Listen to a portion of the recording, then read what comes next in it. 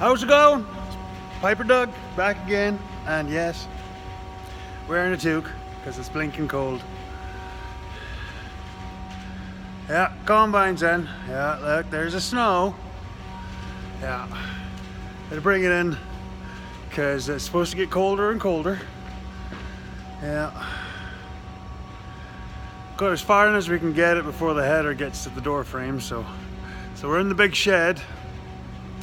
So I told everybody I was going to give them a shot at, well, a look at what we do with the grain when it's coming in tough. Oh yeah, there's somebody you haven't met.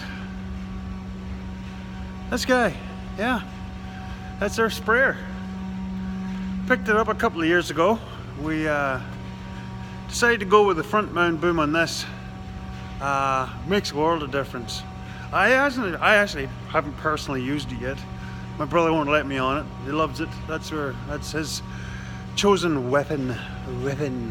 So yeah, that's the 240. So yeah, this shed is where we will eventually stick all the trucks and stuff for the winter. But right now there's hardly anything in it apart from this geezer. It's supposed to be at work, or else he's supposed to be winterized by now. So here we have the controls.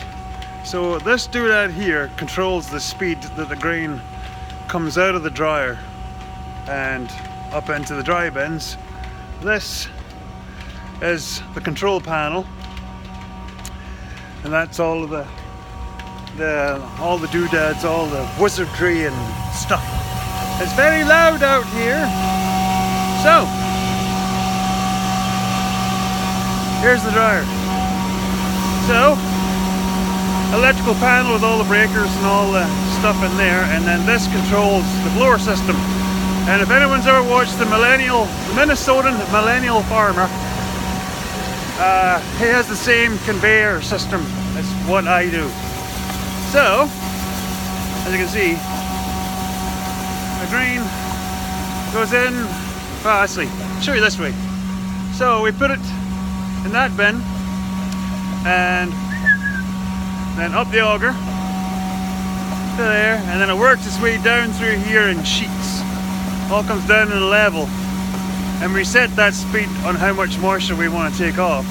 Gets to the bottom and it comes out the augers across here to there, then it's up there and it drops into there, and there's a metering system. And then in here there's a big blower, and it fires it up. So, yeah, it's going to be right loud. So, then we get to this stuff. So, and these are all marked for which of these bins that we're going to. So yeah. More snow coming. More. Yeah. So yeah, that's the blower. The loud thing. So, right now it's basically a get out of the drips. Now, it's basically drying the grain that we have done, looking, make sure that stuff's all in good order. And then waiting for the weather to smarten up. But there's the t-shirts, the PiperDoug t-shirts I told you about. They're coming. I did the final proof on what's going to be on them, and I won't tell you until who wins them wears them, and that's the stipulation. They have to wear them in their next video or post a video wearing them for everyone to see, and then they'll be rushing for miles around. So we'll go into the back of the other workshop. See, this isn't my workshop, this is the old workshop at this farm. It's about to go through a renovation. Right now stuff is everywhere. I'm not over here very often, so when I do come over here I start tidying up. Oh yeah, there's my baby. That's the bike that I used to ride to rugby practice and all that good stuff. It's a Virago. as most people can tell by this stuff there. Shaft drive, 1100 special, goes like stink. What was it? Oh yeah, it was a fork seal. It kept tearing out fork seals. And then when I went to take it apart to put the new fork seal in, turns out someone had dinged the chrome on the fork stanchion just up above the seal. So every time you compressed the front fork, it tore the seal out. So hard to find part, really hard to find part. Finally got one, so this has to go back together. Well, it's probably going to come over to the other workshop to my place to get final put back together. But apart from that, she's good to good. That's that was my first intricate custom paint job that I ever did. So yeah, it turned out not too bad. Apart from as I was painting it, and I had it hanging from, this is our hoist, our big engine hoist here.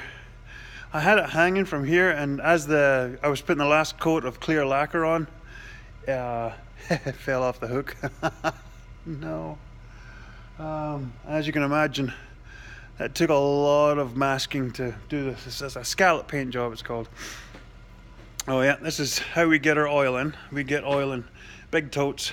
So get engine oil here. This is the 1540, because it's mostly diesel engines that we use this.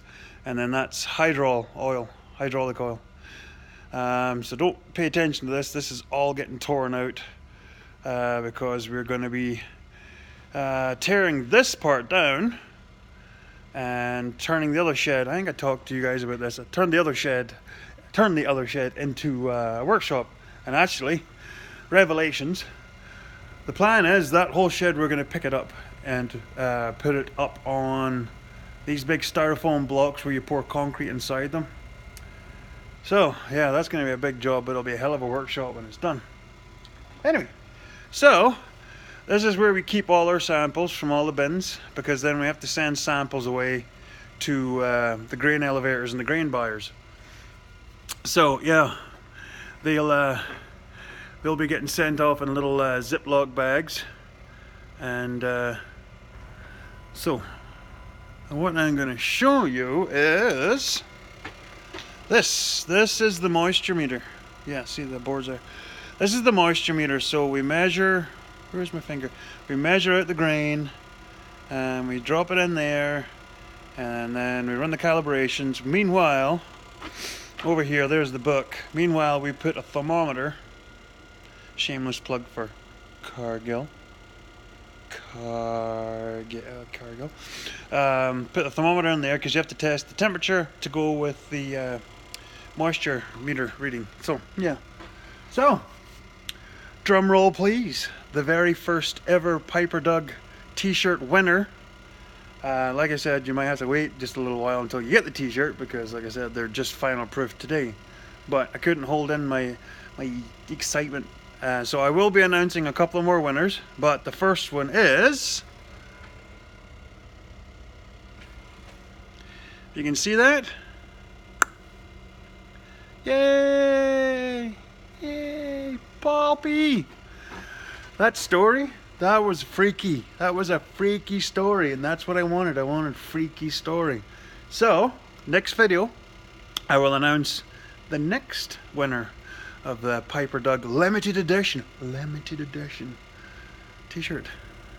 And believe you me, when you're wearing it, people will be like, where the hell did you get that? So yeah, so I'm heading home for my tea, for my supper. Yeah, we got a little bobcat thing there. It's called a Thomas. It's kind of handy for around the farm. So I go to Mosey. Yeah, I can't believe I hadn't shown you guys that. She's big. There's actually a few people have done YouTube videos of driving straight through there on the highway. You could. I honestly think you probably could in a Mini. It's sitting down right now because when you leave it off for a while, the airbags settle out. I don't know if you guys can see it because it's kind of dark in here.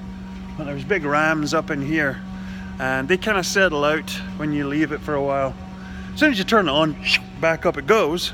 But if you can see this, I'm 6'5", so it's possible. You probably could. Maybe I should do that with the dumpster. Actually, dumpster's going to be a little taller than a normal Mini, so it might be a little dangerous. Make it into a convertible pretty quick though. So, oh yeah, somebody who will remain nameless had an accident while back in the combine into the shed. Yeah, wasn't me. Wonder who that was. Range with Bonald. So, I'm heading home. Gonna go get my supper. Then I'll be back out to look after the dryer. And as you can see, it's not looking promising. But doesn't it look pretty? No, it doesn't. It doesn't look pretty. It looks horrible. It should be a harvest. This shouldn't be happening. Yes, it might look like a Christmas card, but it's a bloody stupid Christmas card. Anyway, I'll let you go with it now. Paul P, I'll be in touch. And you'll be getting a limited edition t-shirt from PiperDoug. Teddy bye for now.